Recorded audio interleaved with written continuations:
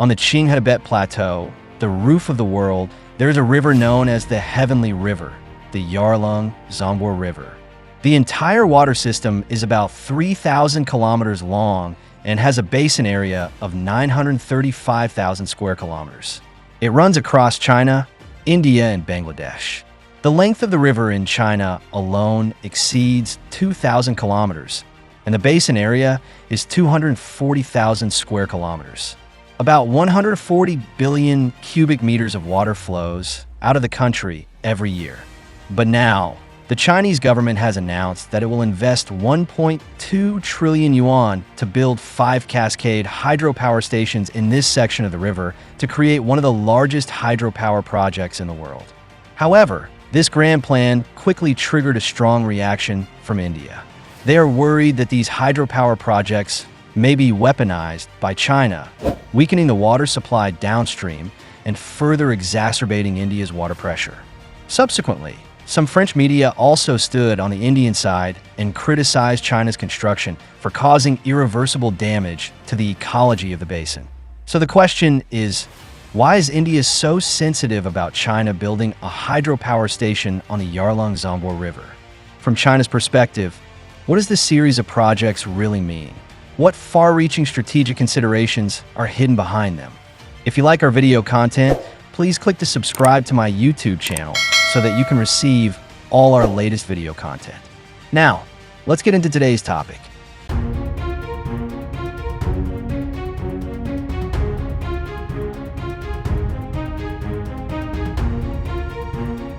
The Yarlung Zangbo River Basin has always been one of the most important agricultural areas in Tibet, China, especially the middle reaches of the river. It is known as the granary of Tibet. It mainly grows highland crops such as barley, potatoes, and wheat. The abundant and stable water source can provide a solid guarantee for agricultural production. In the past 20 years, China has built a number of key water conservancy projects on many tributaries of the Yarlung Zangbo River, such as the Zhikong Hydropower Station and the Zhongmu Hydropower Station. On the one hand, these projects have improved the local power supply capacity, and at the same time, they have played a positive role in flood control and irrigation. However, due to the extremely rich water resources in this area, many places have a natural advantage of building large hydropower stations. Therefore, China still has the strategic concept of continuing to expand hydropower stations on the Yarlung Zangbo River. As early as a few years ago, news about China's continued construction of hydropower stations on the Yarlung Zangbo River came from time to time. But every movement almost touched India's nerves.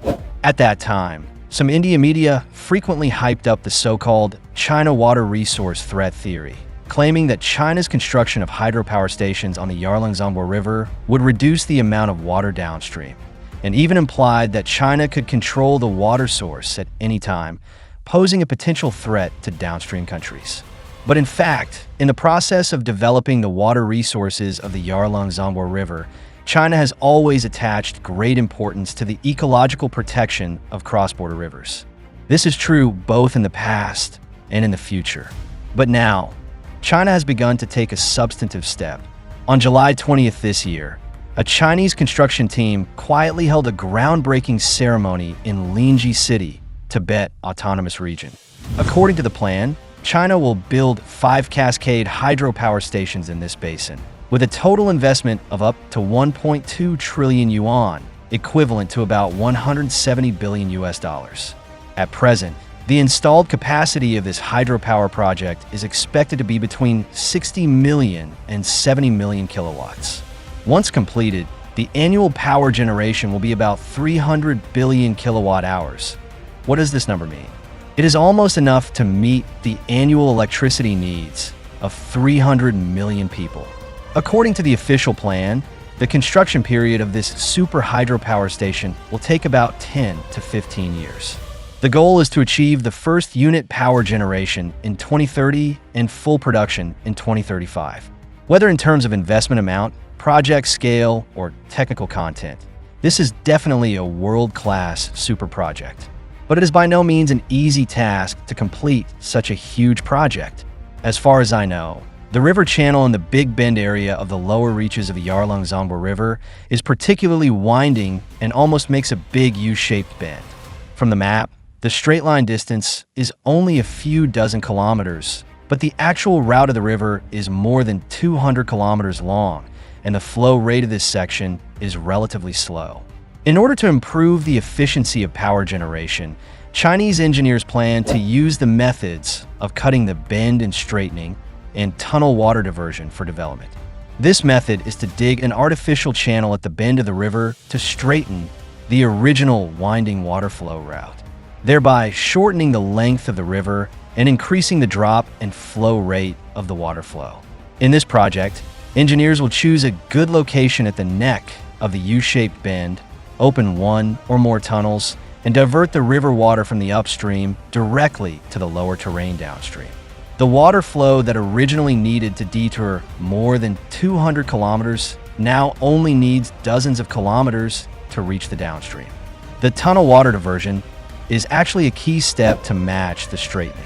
Because the lower reaches of the Yarlung Zangbo River are located on the edge of the Qinghai-Tibet Plateau, the geological conditions here are high mountains and deep valleys. The terrain is steep, and the surface is mostly hard rock. It is very difficult to build a water diversion channel directly on the surface. Not only that, large-scale surface construction may also cause damage to the surrounding ecological environment, which is an issue that engineers have to focus on. In order to solve these problems, Chinese engineers proposed a smarter solution, drilling tunnels inside the mountain to quietly bring river water from the upper reaches into the hydropower plant. In this way, it can effectively use the terrain difference to generate potential energy and greatly reduce the interference with the surface ecology. So the question is, why does China still firmly promote the construction of this super hydropower station when it knows that this project is extremely difficult and costly and will face continued diplomatic pressure from India? As one of the world's major energy consumers, China has been vigorously promoting clean energy transformation in recent years, with the goal of achieving the dual carbon goals they proposed. As we mentioned earlier, the hydropower project in the lower reaches of the Yarlung Zangbo River is expected to have an installed capacity of 60 to 70 million kilowatts, with an annual power generation of nearly 300 billion kilowatt hours, all of which are clean electricity. How exaggerated is this scale? It can almost meet the annual electricity demand of more than 300 million people, which is equivalent to replacing 90 million tons of standard coal each year and reducing carbon emissions by about 300 million tons. Given the problem of too high a proportion of coal in China's current energy structure, the significance of this project can be said to be very huge. While building the hydropower station, China will also promote a large amount of infrastructure construction, such as building dedicated roads, improving communication networks, etc. These will directly lead to the emergence of 50,000 to 100,000 jobs, and industries such as engineering, logistics, and building materials will benefit. After the hydropower station is put into operation, with an ultra-low electricity price of only 0.1 yuan per kilowatt hour, it will inevitably attract many large energy-consuming companies to invest. According to my estimate, this super hydropower station may bring more than 20 billion yuan of fiscal revenue to Tibet every year, which is equivalent to 2/3 of Tibet's total fiscal revenue in 2024. But it is worth noting that the lower reaches of the Yarlung Zangbo River are very close to the Sino-Indian border. Due to various factors such as terrain, China's control over southern Tibet was indeed somewhat weak in the past. But with the advancement of this super project, a large number of engineering personnel, materials, and equipment continue to enter this area. And coupled with the continuous improvement of supporting facilities, China's actual control over this area will gradually increase. On the other hand, India has always been hostile to China's construction of this hydropower station, and the reason behind it is not just worrying about the ecology. According to the information I found, after the Yarlung Zangbo River flows into India, it is called the Brahmaputra River. This river is very important to northeastern India and is their main water source.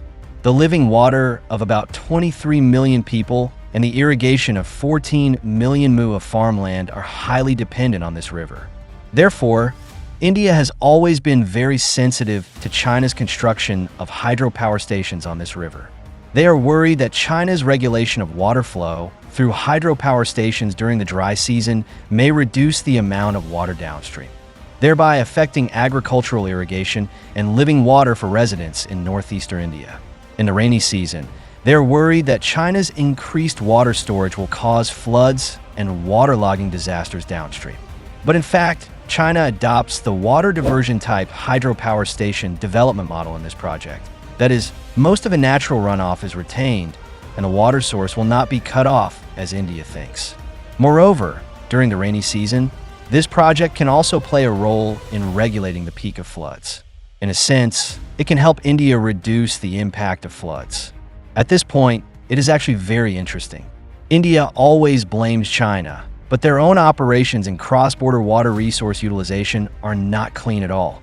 For example, in April 2025, India suddenly unilaterally suspended the 65-year-old Indus Water Treaty signed with Pakistan and directly closed the gates of the Baglahar hydropower station, resulting in 80% of Pakistan's farmland irrigation and 30% of the water for power generation falling into a supply crisis. This is not an isolated incident. In the upper reaches of the Ganges, India built the Farakka Dam, which will intercept more than 60% of the water during the dry season, causing the water volume of the Ganges to drop by 75% in the downstream Bangladesh. This behavior has long left an impression of not very reliable in the international community. Interestingly, the reason why India is so strongly opposed to China's construction of this hydropower station is actually because there are shadows of Western countries behind it. As we all know, the United States has been treating India as a key fulcrum of the Indo-Pacific strategy in recent years, try to win over India and form a siege against China in the Asia-Pacific region. As a sensitive issue on the Sino-Indian border, the Yarlung Zangbo River has naturally become a breakthrough for the United States to sow discord between China and India. At the beginning of this year, before China's hydropower project officially started, the United States made a special trip to India and held closed-door talks with Indian Prime Minister Modi. During the talks, the United States deliberately hyped the so-called China's water resources hegemony, claiming that China's development on the Yarlung Zangbo River may completely turn northeastern India into a water resources colony. In order to hammer this non-existent concern, the United States also promised to provide India with technical support, including satellite remote sensing monitoring and hydrological model analysis to help India monitor the water storage conditions, project progress, and other dynamics of China's hydropower stations throughout the process. So the question is, how will India respond to this super project promoted by China? In fact, before China launched hydropower development in the Yarlung Zangbo River basin, India had announced that it would invest more than $50 million to build 6 large canals, with the aim of getting rid of its overdependence on the Yarlung Zangbo River in China by independently allocating water resources. According to public information, these 6 canals are mainly planned in northeastern India, such as Assam and Meghalaya. The core goal is to introduce water from the tributaries of the Ganges into the arid areas of the Brahmaputra River basin to alleviate the problem of agricultural irrigation. For example, the first canal is likely to be built from Dibrugarh in Assam to Nagaland, with a total length of about 120 kilometers, mainly to solve the problem of irrigation water shortage in Nagaland in winter. The second canal will connect the Ransu River and the tributaries of the Brahmaputra River in Meghalaya, focusing on ensuring the irrigation needs of tea plantations in that area. The remaining 4 canals are distributed in Arunachal Pradesh, Manipur, and other regions.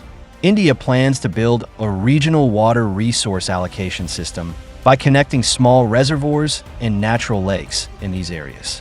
Now, whether India opposes or blocks it, China's development of the Yarlung Zangbo River has become an unchangeable fact.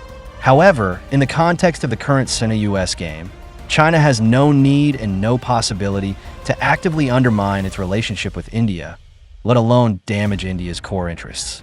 In the final analysis, China and India are both major countries in Asia and only strengthening cooperation and mutual benefit and win-win results are the correct choices in line with the trend of this era. To not miss out on our future projects and news updates, please make sure you subscribe to our channel and turn on notifications. We will continue to provide you with more exciting and interesting content.